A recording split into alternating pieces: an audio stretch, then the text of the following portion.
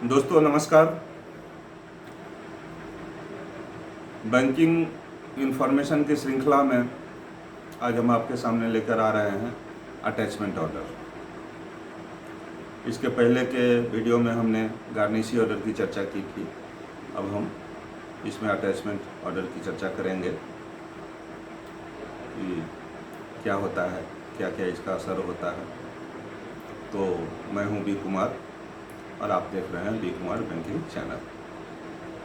तो अब हम अटैचमेंट ऑर्डर की चर्चा करेंगे। गार्निशी ऑर्डर के केस में हमने कहा था कि ये कोर्ट से इशू होता है और हमने ये भी कहा था कि इस बात को ध्यान में रखिएगा।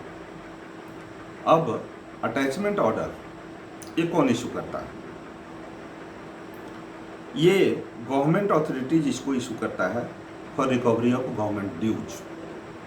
सरकार का कुछ पैसा अगर बाकी है तो उसके रिकवरी के लिए कंसर्न डिपार्टमेंट इनकम टैक्स हो सकता है, वेल्थ टैक्स वाला हो सकता है, या डीआरटी हो सकता है, ईएसआई हो सकता है, पीएफ हो सकता है, जो स्टैट्यूटरी पैसा पार्टी को, फर्म को या जो भी हो, जो भी कंस्टिट्यूशन हो, जो जमा करना है और उसने जमा नहीं किया है, तो ऐसी स्थिति में ये authorities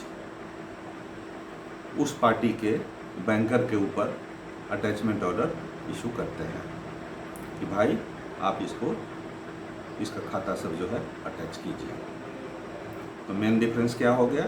garnishee order is issued by a competent court, attachment order is issued by government authorities for recovery of its dues. ये बेसिक फर्क हो गया, ये जानना है।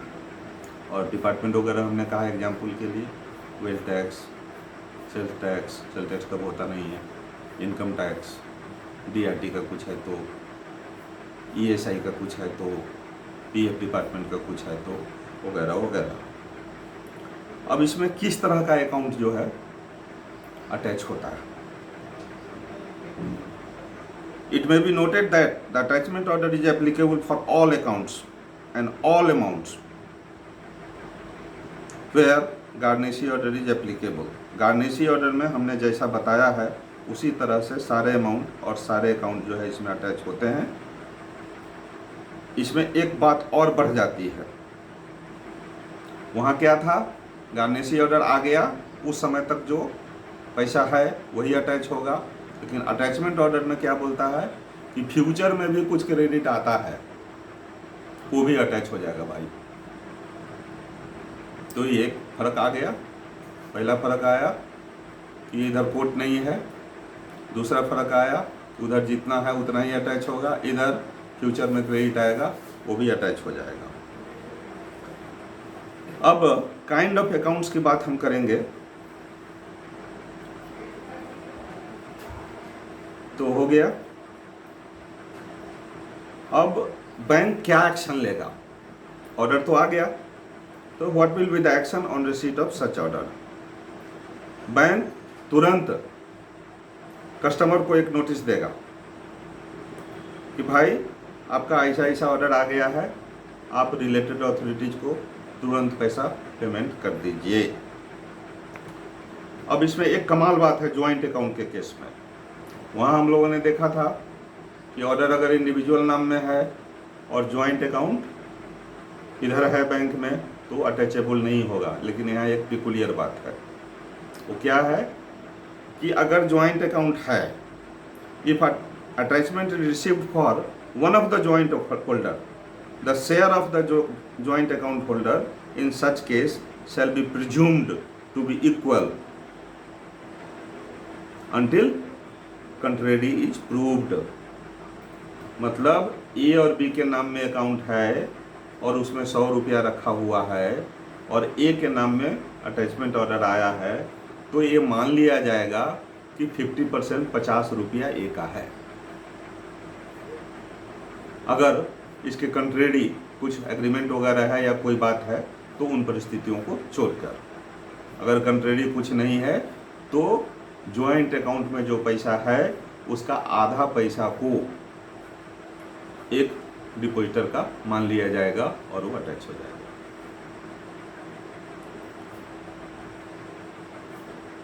प्रोराटा बेसिस पर हमने तो 2 की चर्चा की, 3 भी हो सकता है, 4 भी हो सकता है, तो वही प्रोराटा बेसिस पर मान लिया जाएगा कि सब का बराबर बराबर पैसा है। अब है कि ऑर्डर ही भेग हो।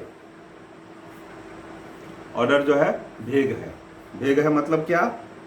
Specific amount must be mentioned in the attachment order. A vague order without mentioning any specific sum would not be treated as a valid order. मतलब स्पेसिफिक अमाउंट उसमें होना चाहिए। अगर भेज ऑर्डर सीधा भेज देगा, कुछ नहीं लिखा रहेगा अमाउंट वगैरह, तो ये अटैचमेंट ऑर्डर काम नहीं करेगा। अब इस ऑर्डर के अगेंस्ट हम पेमेंट कैसे करते हैं? For making payment of amount attached under attachment order, production of passbook, deposit receipt और any document would not be necessary. However for the payment made the banker will be given a receipt thereof. जैसा वहाँ हमने बताया था, जब हम court को पैसा भेजते हैं तो किसी प्रकार का पासबुक रिसीट वगैरह भेजने की ज़रूरत नहीं है। उसी तरह यहाँ भी उस सबको भेजने की ज़रूरत नहीं है। वहाँ हमने ये नहीं कहा था कि हमको कोर्ट से एक रिसीट चाहिए, लेकिन यहाँ हमको एक रिसीट मिलना चाहिए। क्लियर? अब बैंक जब फेल्योर होगा ऐसा करने से, तब क्या होगा? हम इनकम टैक्स डिपार्टमेंट की मान के चलते हैं कि हमको अटैचमेंट ऑर्डर आ गया और बैंक ने ऑर्डर से रिलेटेड नियम कानून का पालन नहीं किया और उसका पैसा नहीं दिया, तो क्या होता है? अब वो जो एसएसी था वो एसएसी हम बन गए। मतलब अब हमसे पैसा वसूल करेगा। जिस ऑफिसर, जिस एम्प्लाई और जिस मैनेजर के फेलियर के कारण और उसकी गलती के कारण ये घटना घटेगी और बैंक को पैसा देना पड़ेगा, तो हम अच्छी तरह समझ सकते हैं कि कोई भी वित्तीय संस्थान उसको छोड़ेगा नहीं। वो जरूर उसी से पैसा वसूल करेगा और अनुशासनात्मक कार्रवाई तो करेगा, वो तो अलग बात है, वो तो बैंक की मर्जी है। मतलब वैसे सी हम ही बन जाएंगे। मतलब उसका टोपी हमारे सर आ गया। क्यों?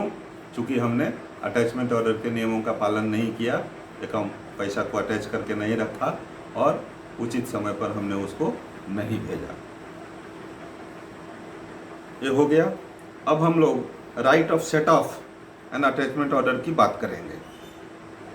तो अभी हमने कहा था पैरामाउंट लियन की बात कि डिपॉजिट अगर हमारे पास रखा है तो सबसे पहले हम अपना ड्यूज लेंगे, उसके बाद हम किसी को देंगे। तो वही राइट ऑफ सेटअप है। हमको राइट ऑफ सेटअप है बैंक के पास, हम अपना पैसा पहले ले लेंगे, बाद में उसको देंगे। तो गार्निशी ऑर्डर और अटैचमेंट ऑर्डर में क्या क्या क्या फ़र्क आ गया? गार्निशी ऑर्डर कोर्ट इशू करता है, attachment order government authorities issue करता है। दूसरा क्या फ़र्क आया?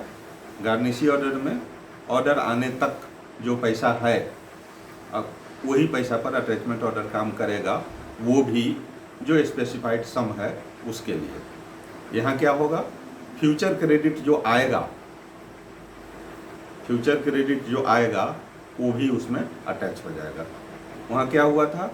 सिंगल आदमी, सिंगल इंडिविजुअल के नाम से अटैचमेंट ऑर्डर आएगा और ज्वाइंट अकाउंट अगर है तो अटैच नहीं होगा। यहाँ क्या हो गया? अगर ज्वाइंट अकाउंट है तो उसमें मान लिया जाएगा कि सारे ज्वाइंट होल्डर का पैसा बराबर है। 2 आदमी है तो 50-50, 3 आदमी है, 4 आदमी है, प्रोराटा बेसिस पर वो भी ले लिया जाएगा। यही बेसिक 3 फर्क जो है बहुत बड़ा फ़र्क है। और चौथा फ़र्क ये है कि अगर हमने अटैचमेंट ऑर्डर का पालन नहीं किया और टैक्स अथॉरिटी को पैसा नहीं भेजा तो एसएसी बैंक बन जाएगा। तो ये सारी बातें थी शॉर्ट में। दोस्तों, मैं बहुत ज़्यादा डिटेल में इसलिए नहीं जाता हूँ कि आप सबों को इसकी जानकारी रहती ही है, सिर्फ बात कर लेने से थोड़ा स्थिति प्रकाश में आ जाती है और आपको बात समझ में आने लगती है मोटे तौर पर। इसलिए बहुत ज़्यादा डिटेल में नहीं जाता हूँ और शॉर्ट में ही हम बताने की चेष्टा करते हैं। अगर और इसमें कुछ जानने की ज़रूरत हो तो कमेंट सेक्शन में ज़रूर लिखिएगा। अगर वीडियो अच्छा लग जाए तो लाइक कर दीजिएगा, सब्सक्राइब कर दीजिएगा। क्योंकि उसी से हमें नोटिफिकेशन मिलता है। Thank you for watching my video. नमस्कार।